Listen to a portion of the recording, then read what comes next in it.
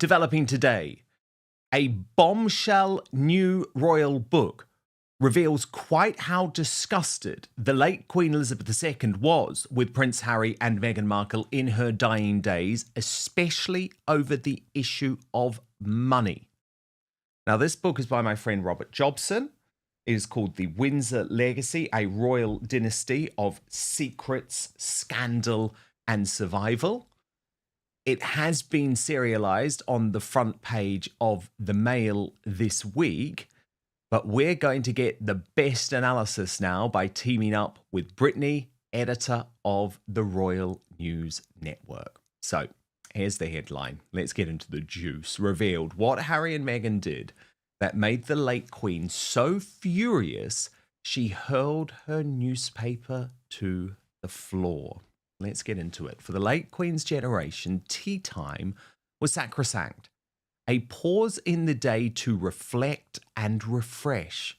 For the monarch herself, it was also a cherished private time in a life devoted to public service. During COVID lockdowns, Elizabeth II particularly enjoyed her afternoon ritual.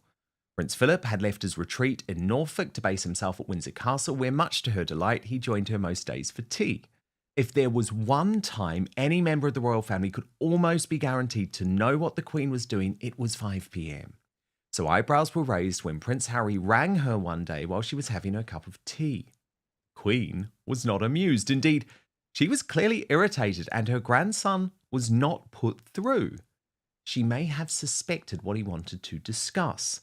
Before Harry had left Britain in 2020, the Queen and Prince Charles had arranged to cover security costs for him and his son Archie for a whole year. In addition, Harry's father had offered to assist with household bills and living expenses while the Sussexes settled into their new lives, first in Canada and then in California. But was that enough? Harry seemed to be finding the shift from being a working royal rather harder than expected. Sure enough, he called his grandmother back the following day, though this time not during the sacred hour, and this time she took his call. After hanging up, she sighed and said in front of her staff, "More money." Even the Queen, it seemed, was growing wary of Harry's demands. One matter that did anger her was Meghan's taste for expensive designer clothes. She had looked stunning when 9 months after the royal wedding, she appeared in a custom-made Christian Dior gown during a reception in February 2019 at the British ambassador's residence in Morocco. However, the cost of her wardrobe for the Sussexes' official tour was causing comment back home. Certainly, the estimated £60,000 price tag for the Dior dress drew the Queen's ire when she read about it in the press. She later let Meghan know that such an expensive outfit was an ill-judged choice. Privately, Queen Elizabeth described Harry's behaviour as quite mad. She made it clear to those close to her that she felt let down by the Sussexes' departure, which she saw as short-sighted and a missed opportunity. The Queen had warmly welcomed Meghan, viewing her dual heritage, beauty and communication skills as assets to the family. When everything else fell apart, she publicly wished the couple well. As time went on, however, she tired of their dramatics and ordered that Harry's phone calls be redirected to his father. Brittany, absolutely fascinating insight here from Robert Jobson, who, let's just remember, royal reporting veteran, particularly close to King Charles, but extraordinary that the late Queen didn't even want to speak to Prince Harry, and when she did, and he made these demands and he took the begging bowl, she was clearly livid about it. She was, and I'm not surprised either that Harry and Meghan were doing this because they initiated this whole Mexit mess and then didn't seem to think through any of the logistics of it and just expected Charles to endlessly pay their bills. And that was just simply impossible. And then when Charles, I think, was hesitating, then they went to the Queen. And the royals are not, let's say, cash rich. They have a lot of land and these sorts of things and tangible assets. But cash is a somewhat limited quantity. This is not a billion-dollar enterprise in many ways. And so it's like Harry and Meghan constantly asking for cash. It's like You guys left the institution, the parameters of the institution, and somehow they want everyone to continue paying their bills as if nothing's happened. And that just simply was impossible. And Charles and the Queen were kind enough to give them a little bit of start money, but he's also somebody with millions of dollars in inheritance. She apparently, I've told many times by her fans, had millions of dollars when she married into the royal family. So, what happened to their money? The reality is, Harry and Meghan are cheap and want everyone else to pay for their lifestyle. And the monarchy went along with it for a while, but they couldn't support him forever. And Harry and Meghan, of course, I think once the cash was cut off, I think that's when the desire for vengeance probably really started to grow in many ways. Big time. Really shocking details from Robert Jobson, Mm, too, about how Harry treated Prince Charles over that mm. period. Please click on my face just to the bottom left to subscribe to this brand new independent news source and turn on the notification bell so you'll be alerted to our brand new live shows, uncancelled interviews, and special royal episodes. And he writes, unfortunately for Harry, Prince Charles had also grown tired of his errant son's rants. After Harry swore at him over the phone one day, and demanded funds, he stopped taking his calls. I'm not a bank, Charles told his inner circle. Long-serving staff who knew Harry well were left in the awkward position of having to make polite excuses when his father wouldn't come to the phone. Now, Brittany, that is quite astonishing, isn't it? Like, you are asking your father, who also at that time happens to be the heir to the throne, to bankroll and fund your life, yet you're swearing at him down the phone? It's not a I good mean, play. no, it's not. And you got to think about it, Dan. Harry was in his mid 30s, closing in on 40s at this point, and he's still swearing at his dad, begging for money. He's a married man in his mid 30s with a family. It is Harry's obligation, Harry's responsibility to pay for his family. It is not his father's job. And his father was kind enough, yes, to give him a little bit. But Charles is so right. He's not a bank. He's not there to just endlessly give them money. And what we've seen in that previous quote as well is that Harry and Meghan were very frivolous with their money and didn't really think. Meghan buying a 60,000 or 60,000 pound Dior dress. I mean, sometimes it's been quoted as $100,000 is absolutely insane as a royal. Catherine, yes, she gets gala gowns, but usually the price range is about 10,000 pounds at the most. She's very, very conscientious. And as a royal, you don't want to seem overly frivolous. You need to look nice, but not totally break the bank either. And Meghan had none of those parameters. And yet, as they were, I'm sure, going through Harry's money and trying to set up all these deals, Meghan still and Harry demanded more. They wanted more from the bank of dad rather than trying to make it on their own. And yes, they have gotten some money now, but I would imagine they're still a little bit just scraping by in some ways. There's also fascinating detail from Robert Jobson in this bombshell new book, Brittany, about Lilibet, the name. Because do you remember this? Mhm. Harry claimed that the late Queen was so happy, that decided to steal her childhood name. Couldn't have been further from the truth. She was completely disgusted, but this is a great account of what actually happened, Brittany. He writes, Mm. a palace source has a different version of events, which is that the Queen first learned of Lilibet's name from the morning press and was so incensed at the affront that she threw the paper to the floor, startling her staff.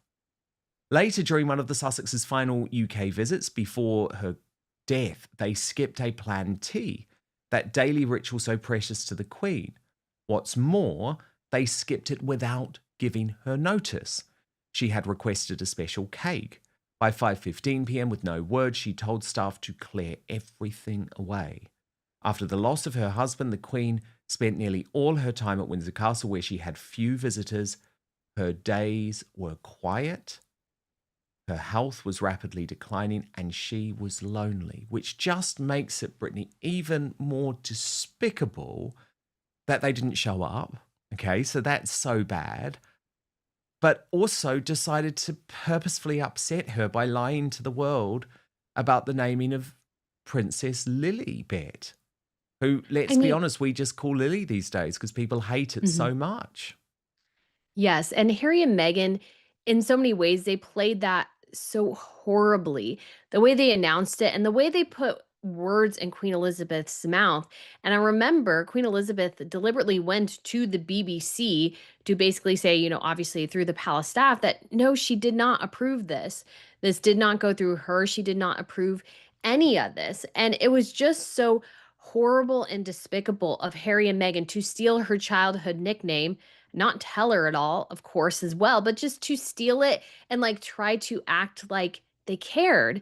But when you see them, obviously, and we just know this from everything, that when they could have had a tea with the Queen, something I'm sure basically nearly everybody in the UK would have loved to be at. I would have loved to have tea with the Queen.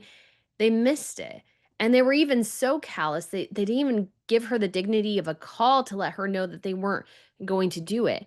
They are entirely self serving, self obsessed people who just really want to destroy anybody else in their wake. And it's why they have a slew of broken relationships behind them, both family and friends, because they just simply can't think or fathom of anyone else other than themselves. And I think it's horrific how they treated Her Majesty the Queen in the last years of her life. They wanted to make her, and I think everyone else in many ways, just miserable in retribution for how they perceived they were treated. And even though they were given the dignity of attending the funeral, I think in some ways Harry and Meghan should have been barred from attending, or at least at the very least, Meghan, because what they did to Queen Elizabeth is just unfathomable in so many ways. Well, it is, but Brittany, it was also pretty unfathomable how they then tried to turn once they learned that King Charles and Catherine, the Princess of Wales, were both suffering from cancer, despite slinging the most horrible mud for the years that had preceded that event. And of course, let's be honest, cancer, the onset of cancer can be caused by Mhm. stress. But Robert Jobson has some really interesting detail on this. He writes, Harry and Meghan sent their well wishes. Neither King Charles nor Catherine responded. A palisade scoffed at the Sussexes' statement, calling it cynical. After all, just weeks before, the couple had been slinging mud at the royal family and portraying themselves as victims. The king, who'd broken the news of his cancer to Harry in a phone call, had started treatment straight away. He was undergoing chemotherapy and felt a strong need for peace and quiet. The last thing he needed was any drama. Yet without invitation, Harry took it upon himself to fly over to see his father. The king had planned to spend the weekend at Sandringham in Norfolk, so he was irritated at being forced to wait in London until his son arrived. Their meeting was brief, around 30 minutes. Wary of letting Harry prolong it, Charles had prearranged for the meeting to be interrupted with a warning that it was time for a medical procedure. His son left soon afterwards. In fact, there was no procedure scheduled and never had been. Instead, the king flew straight to Sandringham on a helicopter that had been standing by for his delayed journey. I mean, Brittany, the detail there, the colour is just delicious from Robert Jobson. It really is. I remember when Harry flew out there and it's like I it's nice that he's going to support his dad, but it's like, why? And Harry, of course, had this time to, let's say, he could have left the royal family in a very good and positive way, but he decided to burn his bridge on the way out. And the royal family is not obligated to really respond to him. And in their midst of crisis, I'm sure Catherine and William, in many ways, the last person they wanted to talk to at all was Prince Harry and especially his wife, Meghan Markle. I'm sure just from what we've seen, William has basically completely cut them out of his life, has no desire to build back a relationship with them whatsoever. And Harry just doesn't seem to totally get that. And then you have Charles over here saying, yeah, it'd be nice to see my son, but at the same time, I'm ready to leave. And Harry, of course, always thinking about himself. He doesn't try to arrange something with his father. He flies in and basically demands to be seen. And I think it actually would have done Charles a lot of good to say, no, I'm going to Sandringham. You can follow me up there if you want, but this is where I'm going. And when it comes to obviously the stress of something like cancer or anything like that, you want to keep people in your life who all they cause is drama, you just want to keep them as far away as possible. And that's what Charles and William have done is keep Harry away and all his drama because Harry, I don't know if he's conscious of it. His life is all drama now. And it's made his life in many ways so miserable, and nobody else wants to be there surrounded by his misery. And so his father and his brother, they're going to lead their own lives, and Harry may ask them to do something from time to time, but I just don't think there will ever be really a good relationship there between any of them. Brittany, there are some pretty gross out details in this book, though, in regards to Prince Andrew. Let me Mm. show you this. Sex drugs found at a party disgraced Andrew hosted for Jeffrey Epstein and Ghislaine Maxwell in Sandringham, which is so awkward for the royal family, Brittany, given Sandringham is where Andrew, Mm. Mountbatten, Windsor will be living. Now, that's where he's been moved to. But this is Robert Jobson's reporting. Drugs to enhance sexual experiences were found at Sandringham after Andrew hosted a party for paedophile Jeffrey Epstein and Ghislaine Maxwell. Bathrooms at the royal property were littered with condoms, lubricants, and drugs called poppers after an event which Andrew later dismissed as a straightforward shooting weekend. The party thrown to mark Ghislaine Maxwell's 39th birthday in 2000 featured in disgraced Andrew's 2019 Newsnight interview with Emily Maitlis. The Windsor legacy also repeats the claim King Charles clamped down on his brother's extravagant expenditures, including tens of thousands of pounds on Indian health gurus. Her Majesty, referring to Elizabeth II, waved through huge bills for spiritual advisors who encouraged Andrew to chant Indian mantras. Within weeks of ascending to the throne, King Charles was shocked to receive a £32,000 bill for Andrew's live-in yoga instructor. His younger brother expected the privy purse to pick up the tab, but King Charles intervened. The new monarch wanted to rein in royal expenditure. Brittany, God, crazy stuff all It round. really it really is, Dan. Absolutely insane. Obviously, how they treated Sandringham with that party with Jeffrey Epstein and Ghislaine Maxwell is just abominable in many ways. That, staff members were forced to clean up after that mess is, obviously very, very gross. And it's just a reflection of how Andrew had not been reined in for so long. Nobody told him or prevented him from holding a party with these sorts of people. This sort of does go back to the reign of Queen Elizabeth, of course, and Andrew being given free reign. And I think it was so good of Charles, of course, to get some of his first bills from Andrew and like think to himself, I don't want to be paying this. This is ridiculous. Obviously, Andrew chanting Indian mantras probably hasn't helped him all that much. Go to the gym, take a walk, these sorts of things. He doesn't need a live in yoga instructor. I don't even think he can probably do yoga that well. Question what even that was. But there's just so many things attached to Andrew that just revealed the excess. Obviously, that started, of course, as well with Sarah Ferguson, but the excess of the lifestyle, the arrogance, the entitlement, that definitely has resulted in ruin for Andrew. And so to address that is something that definitely needed to be done. And hopefully, we will see Prince William or King William at one point. I think he will do a great job of, again, trying to streamline the monarchy to an extent where those type of actors like Andrew are basically completely out of the system. I think the Wales's kids will be wonderful working royals. And we definitely have an example of Andrew where things can go so, so wrong. Yeah, indeed. Brittany, there's also increased focus on Meghan Markle's previous activity Mm. with World Vision. This charity now being investigated, and Meghan's antics when it came to World Vision were so revolting. And I think it's actually right that there is more focus on this now. I mean, as the Daily Mail pointed out on X, she demanded first class tickets, had a makeup team, and brought several suitcases of clothes for her Mm. humanitarian trip to Rwanda, as the charity is accused of racism. And here's the reporting in the Mail. Evangelical Christian organisation World Vision is under fire after its British arm was hit with allegations of racism and sexism, which it denies. Nearly a decade after Meghan Meghan's involvement as an ambassador for its Canadian wing ended. As part of her role, the now Duchess of Sussex agreed to be part of a film about World Vision's work building water wells in the African country in January 2016.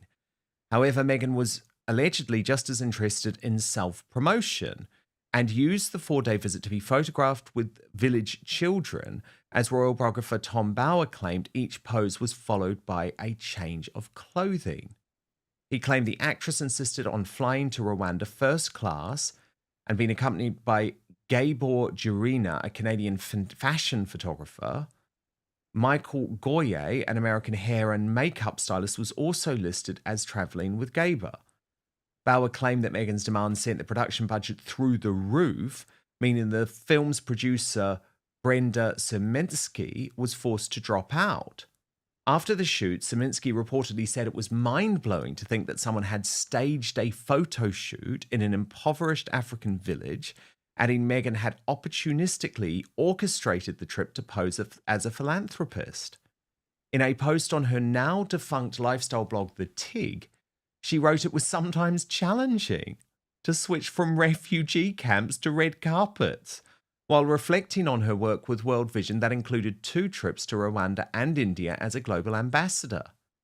Guiding my heart through the swinging pendulum from excess to lack of access is something challenging, the Duchess reflected, but Bauer's scathing account of her Rwandan excursion challenges this sentiment.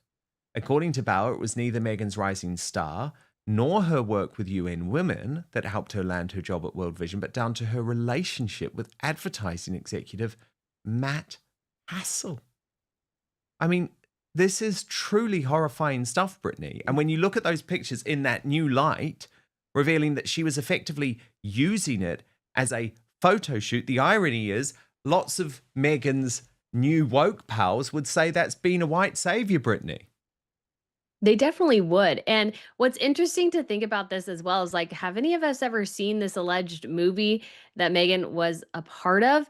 But her behavior here is totally despicable.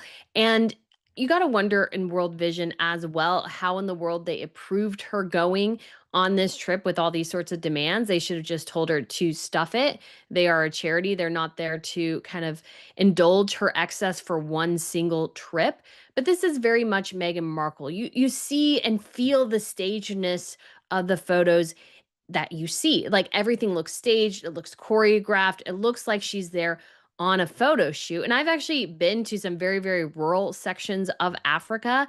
And I can tell you right now, the last thing I was thinking about was what I would dress for a photo shoot. It was just basically practical. How do you get around? You're spending long times driving from one location to another.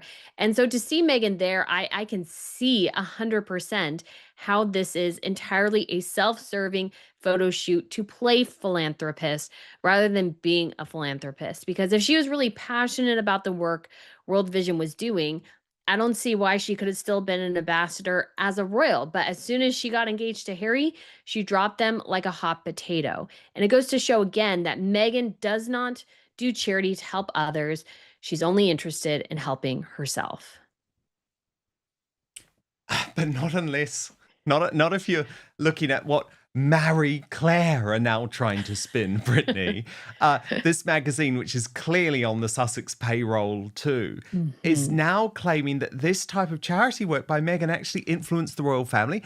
Are they kidding? What are they on? Meghan's approach to philanthropy was a game changer for the royal family, starting from her first solo project as a working royal. They claim. Look at this headline: Meghan Markle forced the royals to up their game in a key way. A new documentary says. Nancy Sidley posed a very simple question: is Marie Claire on crack? And I think that's fair enough, isn't it, Brittany? When you think about what Meghan doing charity actually means: makeup artist, first class flights, got to bring my friends along. I mean, come on, what are they on?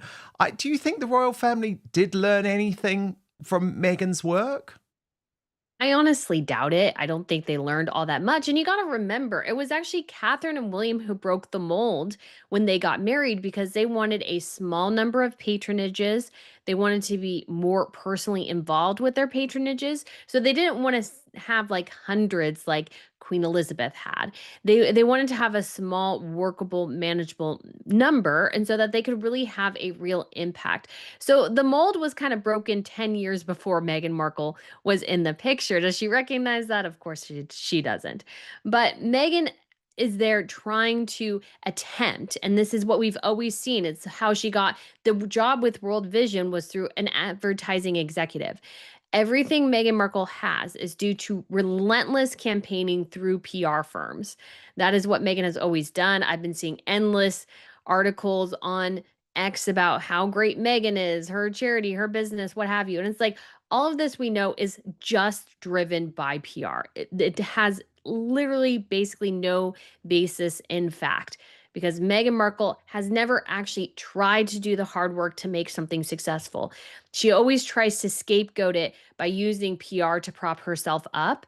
And that has a limited bandwidth. And of course, we've seen that hit a wall just too many times now. But Meghan just doesn't give up. She just does not want to do the hard work. She could have been massively successful, but that would require her to work, to take risks, and to deal sometimes with fallout. And Meghan Markle doesn't deal with reality, she deals in fantasy.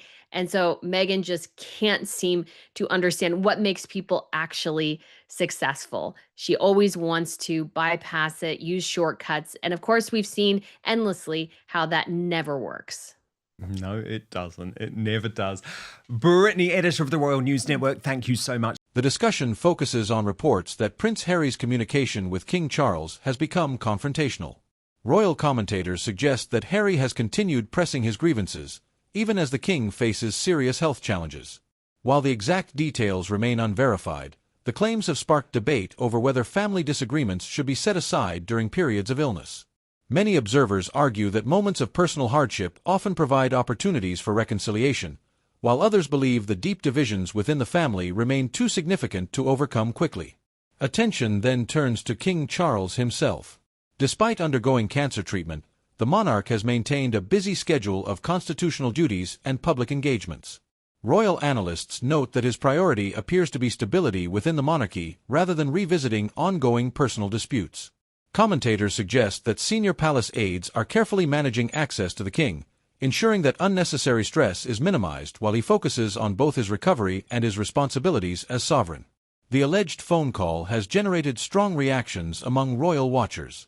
Some believe Harry should prioritize supporting his father during his illness regardless of past disagreements. Others argue that years of unresolved conflict cannot simply disappear because circumstances have changed. The debate reflects the deeply divided public opinion surrounding the Sussexes, with supporters and critics interpreting developments through very different lenses. Commentators suggest Buckingham Palace has adopted a strategy of restraint. Rather than publicly responding to every claim or report, officials have generally chosen silence, allowing the king's work to remain the primary focus. Royal observers note that this measured approach has become a defining feature of the palace's communications during recent years, particularly amid ongoing media attention surrounding Harry and Meghan. The wider implications for the royal family are also discussed. Analysts argue that continued tensions place additional pressure on King Charles, Prince William, and other senior royals as they seek to maintain stability during a period of significant personal and institutional challenges. At the same time, public attention remains firmly fixed on whether any meaningful reconciliation is still possible. As speculation continues, royal commentators emphasize that the future of Harry's relationship with his father remains uncertain. While occasional reports suggest possible attempts at communication, genuine reconciliation would likely require rebuilding trust over an extended period. Observers believe that any significant progress would probably take place privately rather than through public statements or media appearances. The latest controversy highlights just how complicated relations within the royal family remain. With King Charles continuing his treatment while carrying out royal duties, public sympathy largely centers on the monarch's health and well-being.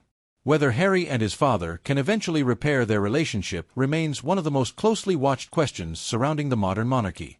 For now, the reported tensions serve as another reminder that family disputes, especially those played out on the world stage, are rarely resolved quickly or easily.